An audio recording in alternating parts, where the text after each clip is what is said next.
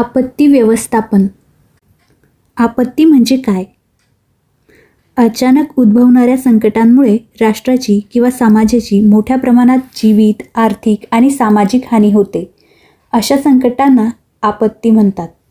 आपत्तीची काही उदाहरणे.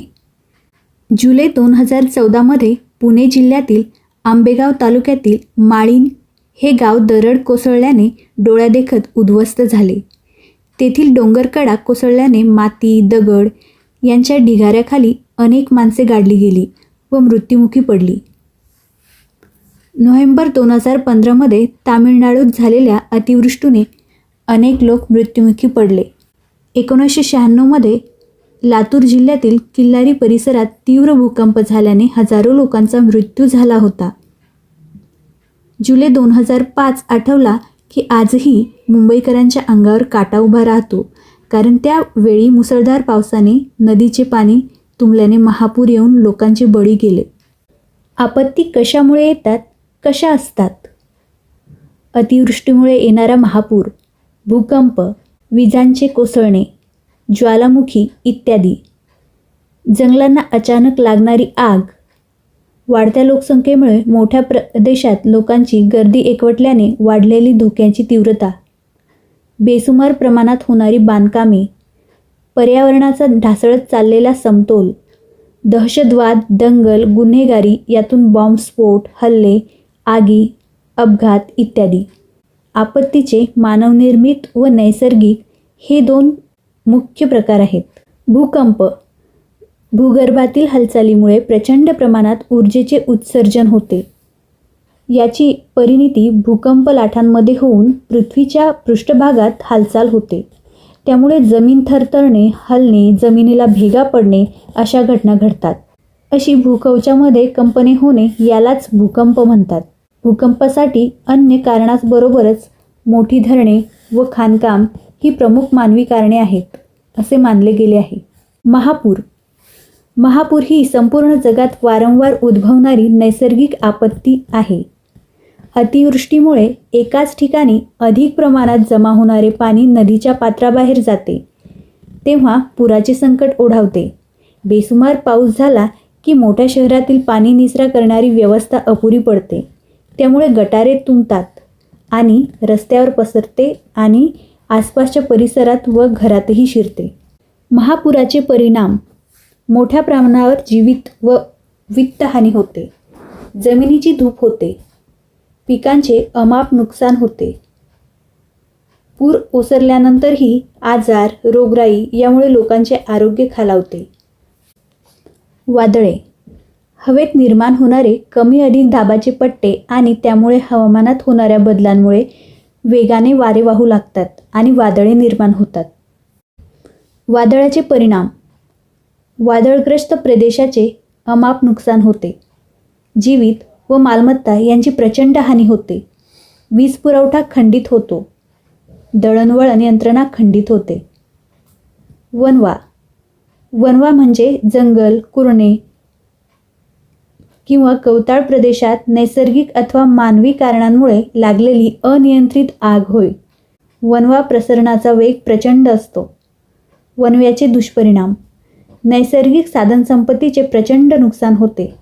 हवा प्रदूषित होते. आपत्ती व्यवस्थापन. लोकसहभाग आणि आपत्ती व्यवस्थापन यांचे नाते फार जवळचे आहे.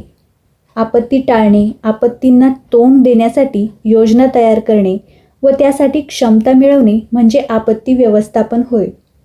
नैसर्गिक किंवा मानवनिर्मित आपत्तीमध्ये होणारे नुकसान टाळण्यासाठी उपाय म्हणून आपत्कालीन नियोजन व व्यवस्थापनाची गरज असते. कोण काय करते? राष्ट्रीय आपत्ती व्यवस्थापन प्राधिकरण या संस्थेची 2005 स्थापना करण्यात आली. आपत्ती व्यवस्थापनांतर्गत नियोजन करण्याचे काम ही संस्था करत आहे. हे नेहमी लक्षात ठेवा. आपत्ती काळात एकमेकांना मदत व सहकार्य करणे ही आपली सर्वांची नैतिक जबाबदारी आहे. आपत्ती व्यवस्थापनासाठी संपर्क साधा. पोलीस 100, अग्निशामक दल 101, रुग्णवाहिका 102, आपत्ती नियंत्रण कक्ष 108. उपाययोजना. मानवनिर्मित व निसर्गनिर्मित आपत्ती उद्भवण्यापूर्वी व उद्भवल्यास आपण काय दक्षता घ्यायला हवी ते पाहू. रेडिओ टीव्हीवरील बातम्यांकडे सतत लक्ष ठेवा. बॅटरीवर चालणारा रेडिओ मोबाईल वापरा. हवामान खात्याने दिलेल्या सूचना काळजीपूर्वक ऐका. www.imd.gov.in या वेबसाईटचा वापर करा. ढगफुटी अथवा अतिवृष्टीमुळे डोंगर उतारावर दरडी कोसळतात, टेकड्या डोंगर खचतात आणि खाली येतात. अशावेळी आश्रयासाठी डोंगर पायथ्याशी थांबू नका. नदीला पूर आला की नदीकाठच्या परिसरात घरात न थांबता अन्यत्र सुरक्षित जागी आसरा घ्या. शक्यतोवर उंचावर थांबा. वाहत्या पाण्याच्या प्रवाहात उतरू नका किंवा वाहने पुढे नेऊ नका. भूकंपामध्ये रस्ते दुभंगतात, जमिनीला भेगा पडतात, रेल्वेचे रूळ उखडले जातात. त्यामुळे एका ठिकाणाहून दुसऱ्या ठिकाणी जाताना पुढचा मार्ग व्यवस्थित असल्याची खात्री करा. मदत केंद्र किंवा छावणीचा आसरा घ्या, जेणेकरून औषधे, अन्नाची पाकिटे, पाणी, प्रथमोपचार इत्यादी मदत लवकर मिळू शकेल. अग्नीपासून बचावासाठी शाळा, हॉस्पिटल, रेल्वे स्थानक या ठिकाणी अग्निशामक नळकांडे वापरा. प्रथमोपचार. दररोजच्या जीवनात आपल्याला अनेक आपत्तींना सामोरे जावे लागते. काही आपत्ती लहान तर काही मोठ्या असतात. अचानक उद्भवलेल्या आपत्तींवर वैद्यकीय उपचार मिळण्यापूर्वी तत्काळ उपाययोजना होणे गरजेचे असते. बाह्य रक्तस्राव. रक्तस्राव झालेल्या व्यक्तीस आराम वाटेल अशा पद्धतीने बसवा अथवा झोपवा. रक्तस्राव होणारा अवयव हृदयाच्या स्तरापेक्षा उंच ठेवून जखम पाण्याने स्वच्छ करावी. भाजणे व पोळणे. किरकोळ भाजल्यास जखम झालेला भाग पाण्याने धुवा किंवा पाण्यात बुडवून ठेवा. पिण्यास पाणी द्या. निर्जंतुक पाण्याच्या द्रावणात कपडा भिजवा व जखम हलक्या हाताने पुसून घ्या. तेलकट मलम लावू नका. जखमा कोरड्या ड्रेसिंगने झाका. गंभीर भाजल्यास मानसिक आधार द्या. निर्जंतुक कपड्याने भाजलेला भाग झाका. दागिने, बूट काढून ठेवा. त्वचेवर आलेले फोड फोडू नका. तेलकट मलम लावू नका. कपडे चिटकले असल्यास ते काढण्याचा प्रयत्न करू नका. शुद्धीत असल्यास पिण्याचे पाणी द्या. चहा, कॉफी, उत्तेजक पेय देऊ नका. तातडीने वैद्यकीय मदत घ्या. उष्माघात. उष्माघात हा प्रखर उन्हामध्ये जास्त वेळ काम केल्याने शरीरातील पाण्याचे व क्षाराचे प्रमाण अत्यंत कमी झाल्याने होतो. असे झाल्यास रुग्णास सावलीत थंड ठिकाणी न्या. शरीर थंड पाण्याने पुसा. मानेवर थंड पाण्याने भिजलेला कापड ठेवा. पिण्यास भरपूर पाणी, सरबतासारखी पेय द्या. उलटी झाली असल्यास अथवा अशक्तपणा आला असेल तर मान एका बाजूस करून उताने झोपवा. तातडीने वैद्यकीय मदत द्या किंवा दवाखान्यात हलवा. सर्पदंश. सापाच्या जवळपास 2000 जाती आहेत. मात्र त्यातील फक्त नाग, मन्नार, फुरसे, घोणस, समुद्रसर्प या थोड्याच सापांच्या जाती विषारी आहेत. म्हणून सगळ्याच सर्पदंशात प्राणहानी होत नाही. परंतु भीतीमुळे तीव्र मानसिक धक्का बसतो व काळजी न घेतल्यास मनुष्य दगावतो. साप आढळल्यास त्याला लगेच न मारता सर्पमित्राशी संपर्क करा. असे झाल्यास जखम पाण्याने धुवा. बाधितास धीर द्या. पायाला किंवा हाताला दंश झाल्यास दंश झालेल्या जखमेवर वरच्या बाजूस लवचिक आवळपट्टी बांधा.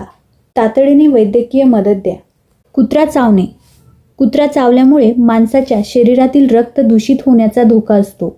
म्हणून प्रथमोपचाराची व वैद्यकीय मदतीची आवश्यकता असते. असे झाल्यास जखम निर्जंतुक द्रावणाने अथवा पोटॅशियम परमॅग्नेटच्या पाण्याने धुवा. जखमेवर कोरडे कापड ठेवा. डॉक्टरी इलाज करा. अँटीरेबीज इंजेक्शन घ्या.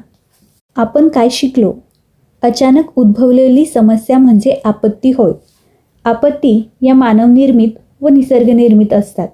जागरूकता व तत्काळ प्रतिसाद देणे आवश्यक असते. प्रभावी आपत्ती व्यवस्थापन व उपाययोजनेमुळे हानी कमी करता येते.